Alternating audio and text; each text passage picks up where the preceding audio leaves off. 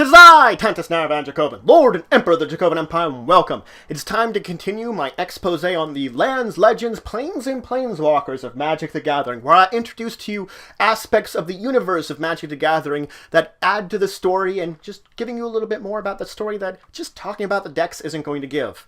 Today, I'm going to introduce what is considered to be one of the main antagonists of the Magic the Gathering world as it is now, the Dragon Planeswalker Nicol Bolas, or as he's also known, the Forever Serpent.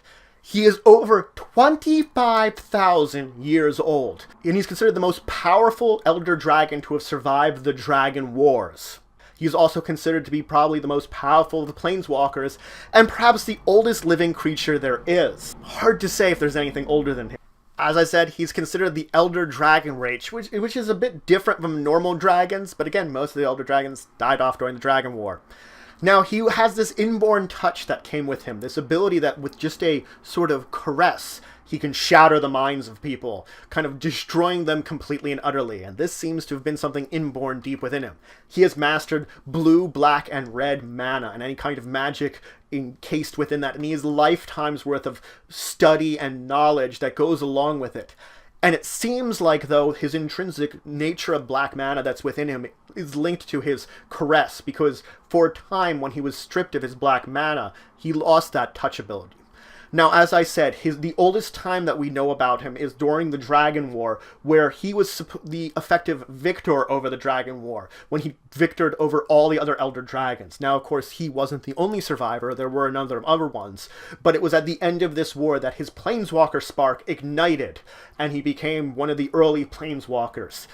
We don't hear from him for a few thousand years, where then he shows up battling this demonic Leviathan on Dominaria, and the two of them have what effectively was the first Planeswalker duel, where there's this epic battle that is just destroying and crushing the land. On the island of Madara, it just wrecks most of the island and causes even some of it to sink into the sea. The destruction continues for a great amount of times until he slays his enemy, and then over the course of a year he devours it, absorbing his power.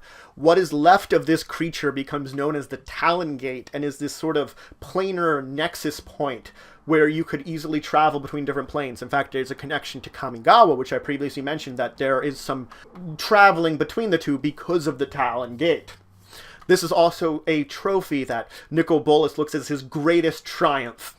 This, of course, as I said, devastated Madara. And he sort of stuck around, though, because Madara turns out to be this kind of nexus point of these ley lines of black, blue, and red mana, the mana colors that he is connected to. So he slays the Emperor of Madara and kind of instills himself as this Emperor God for 400 years, where he kind of then can manipulate his power, as his energy is too much, and he can use this to sort of stabilize things in his own body. But he's then artifact of his own demise in a way. Tetsuto Unizara, which is this powerful warrior that was under his care, denounces him, and then plans effectively to destroy him. He actually comes up with this powerful spell that not only destroys the shrine that Nicol Bolas basically was using as a nexus point, but destroys his physical body. He had already tricked his mind away into this sort of go to the Bolas's meditation plane, which is this sort of plane of meditation. Tetsudo then confronts his weakened spirit and effectively destroys him once and for all. So not only is his physical body destroyed, but his spirit is, but not quite. There's this kind of ghostly remnant that exists sort of in between the two planes, sort of in this nexus point, and things go by as normal, and the storylines go by as normal. And then we come to the time rifts, the time of the time spiral set, where Teferi is going around trying to stop these time rifts. And it turns out one of his students, Venser, has a unignited Planeswalker spark, and it's through Venser that this shadow of Nicol Bolas is able to kind of reach into the real world and cause a rebirth, come back into living, reborn once again into the physical world around the time rift above Madara. Now, at this point in time, of course, Teferi confronts him because he abused his student, and in the battle, he then shatters Teferi's mind and kind of crushes him, defeating the Planeswalker. He kind of learns all he needs to about what's going on with the time rifts, absorbing some of his blue magic time spells in order to enhance his own powers, and he leaves for a time. We think to possibly Kamigawa to get revenge on those that would sent, because Tetsuto's bloodline originally came from Kamigawa, it turns out, in time. Eventually, though, he gets into this battle with Leshrac, who has this item from one of the Myojin of Kamigawa, and he was going to use it to try to defeat Bolas, but in turn he was imprisoned in it. Bolas then takes the imprisoned Leshrac and uses his Planeswalker Spark and life to seal the rift above Madara. At this point in time, he knows that at least the country that he once called home is safe, but he doesn't feel like Teferi and his minions can actually stop everything from happening. So he escapes to some location far into the multiverse, where he knows if things collapse here and causes a major collapse in amongst a lot of the multiverse, he can find himself safe, separated from everything.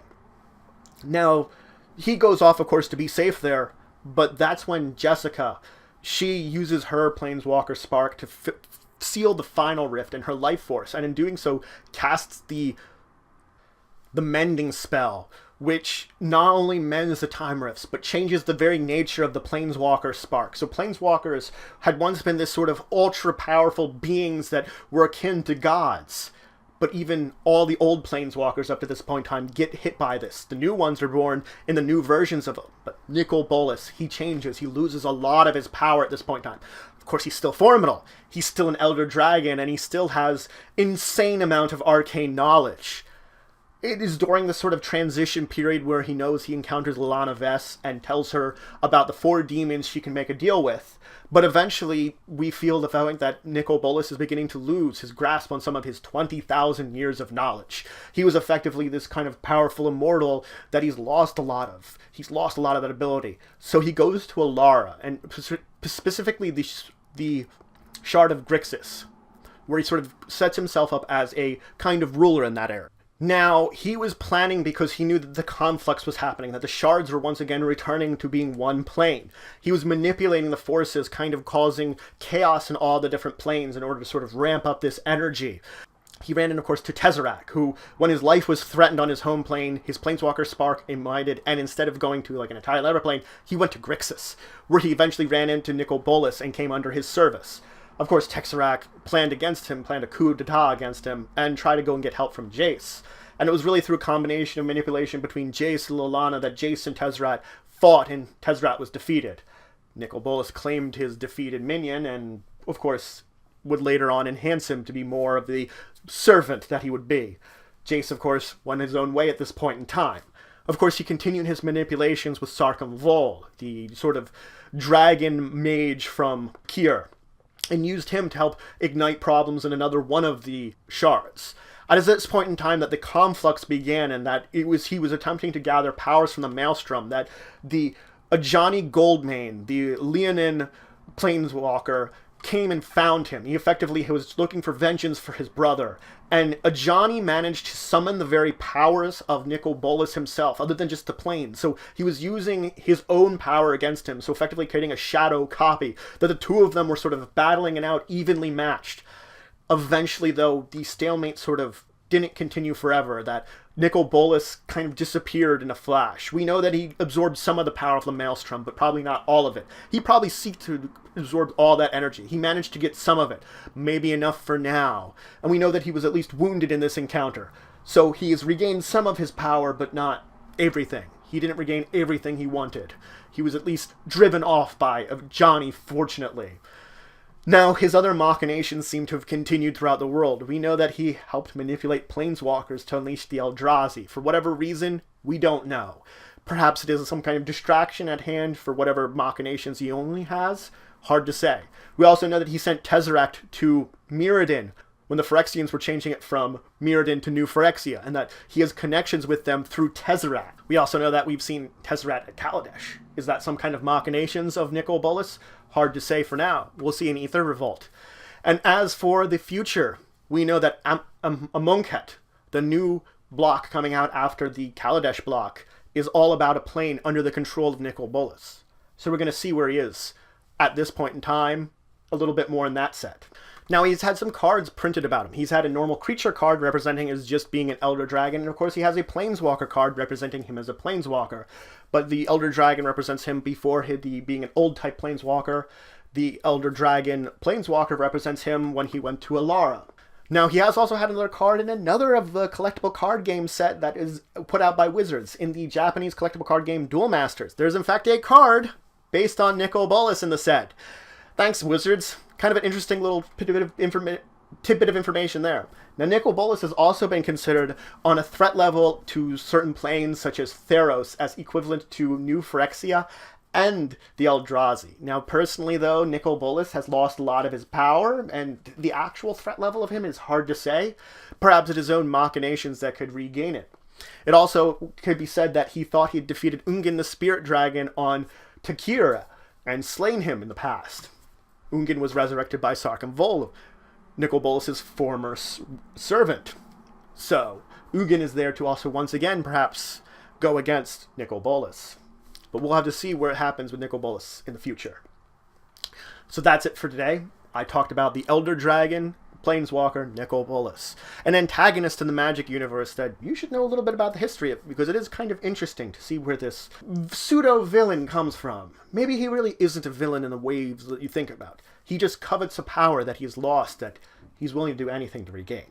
So if you have questions, comments, anything you want to say, anything you think I left out, please leave in the comments below. Please like, share, and subscribe to support the channel, the Empire, the work I do. If you want to show some extra support, you can check out my Patreon, linked in the description below. But regardless, until the next time, I bid you farewell.